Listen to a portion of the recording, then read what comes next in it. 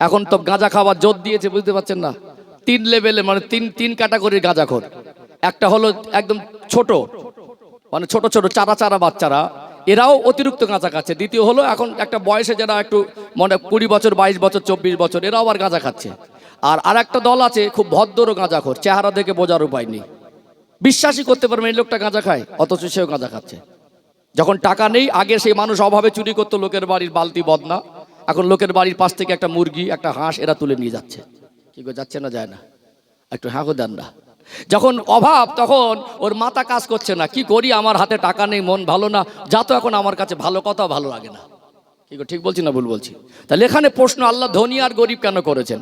একজন ভোগ বিলাসে জীবনযাপন করছে, আর একজন ছেলে জন্মগ্রহণ করে ভাবছে আমার কি বা দোষ ছিল, আমার কোথায় দোষ, আল্লাহ আমাকে গরিব পরিবারে কেন পাঠালেন, আমার কপালে কেন এত কষ্ট, কি অপরাধ ছিল আমার? কি প্রশ্ন জাগে না? আবার কেউ চেষ্টা করছে, হুজুর এত ইনকাম করি, এত কামাই করি, এত রোজগার করি, হাতে পয়সা দাঁড়ায় না, একটু বরকতের তাবিজ দেন তো। তাবিজ করে করে ফেল হয়ে যাচ্ছে, বরকত হচ্ছে না।